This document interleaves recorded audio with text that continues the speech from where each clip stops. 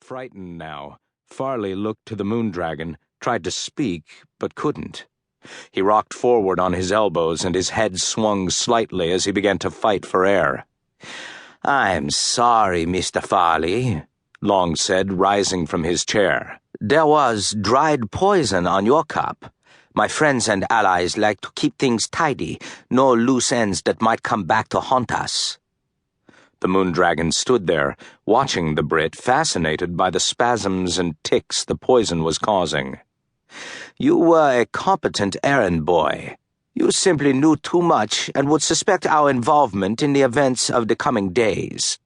You should have foreseen that we could not chance your betrayal. I'm sure you understand now."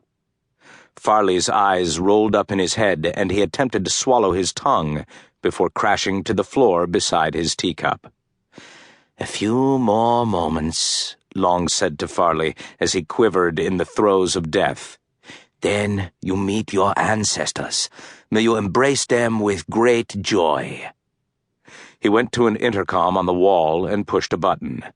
Moments later, a Mongolian man who was almost as wide as he was tall entered the room, said, "Yes, Moondragon." Long said, "Strip him, Tool. Take him toward Macau tonight. Wait and dump him. The sea and the sharks will do the rest." Monday, October 29, 7 p.m., Indochina time. Night and clouds took jagged bites of the fiery horizon until there was only blackness beyond the aluminum halo cast by the Niamey, a 380-foot custom oil tanker cruising at 6 knots in the deep, deserted waters of the South China Sea, bound for the Dung Quat refinery on the Vietnamese coast north of Ho Chi Minh City. On a balcony below the tanker's bridge, Agnes Lawton stood at the railing, feeling the wind and the storm coming amid sweltering heat. She had just watched the end of day near the equator, hoping to see the legendary green flash said to appear at the moment where day meets night in the tropics. She had hoped the flash would be a positive omen, but she had not seen it, and she wondered what would become of her.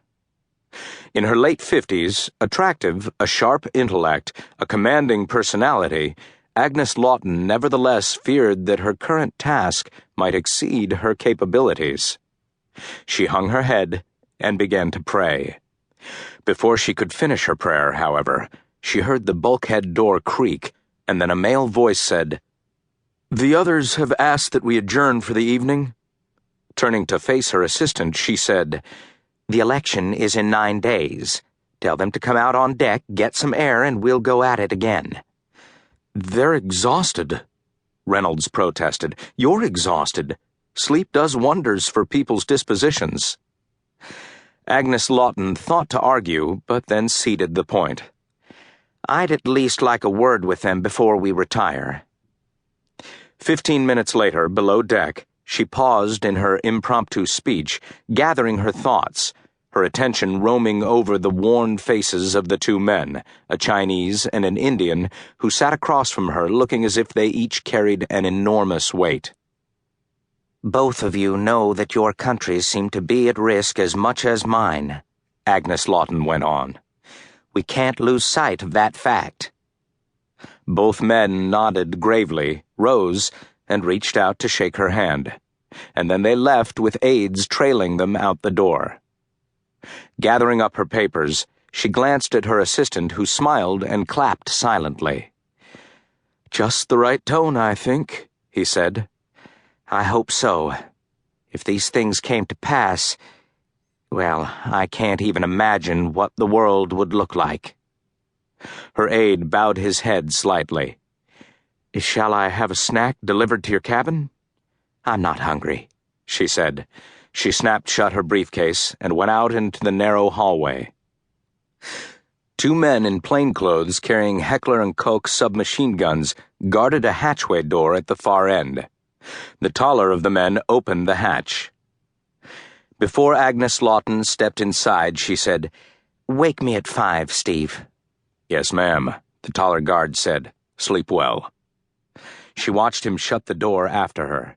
Then she threw the lock, undressed, and lay on the bunk in the darkness.